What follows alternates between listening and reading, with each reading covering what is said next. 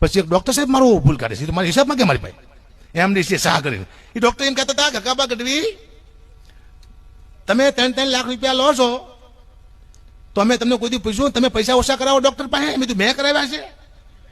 એ bill તો પરા પીપળીના higher સમાજે આપ્યું હતું, ભાઈ ગઢવી અમારી ગૌશાળામાં નોકરી કરે છે તો અમે આપશું, મેં તો ખાલી ઓછા કરાવ્યા, અમારો વાંક છે. અને ડોક્ટર સાહેબને મારો હિસાબ માંગે મેં તને કોઈ દી પૂછ્યું તારા અંજસના કેટલા પૈસા છે, તમારો કેટલો પગાર છે? કોરોનામાં મેં મારા બેંક બેલેન્સ ખાલી કર્યા હતા, તે કોકના બેંક બેલેન્સ ખાલી કર્યા ડોક્ટર સાહેબ, કોકને ચીરી નહીં ખાતા તમે. અમે તો સરકારી ડોક્ટર સાહેબ સલાહ ન અપાય, એને ખાલી માં જ કહે અમારી ભૂલ છે.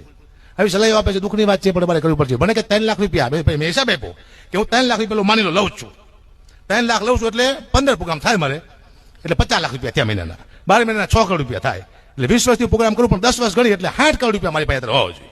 તો ડોક્ટરને વિનંતી કે તું મને ખાલી 6 કરોડ રૂપિયા આપે, બધું તું મારું લઈ જા. હે સાલા આવું ગઢવી સામે પડો છો, તમારો નફો નીકળી જાય છે. એટલે મારી પાસે હિસાબ માંગે, હિસાબ તો હું તારી પાસે માંગી, તારો 50 રૂપિયા પગાર તારી પાસે કેટલી પ્રોપર્ટી મારે જોવાનું હોય. સારું કામ કરવા જેવું નથી આ દુનિયામાં, બોલો હું કરીશ?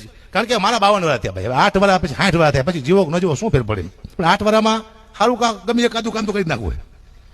હા, અને ગઢવીજીની માયા પર સમજી ગયા ને બાપુ? હા.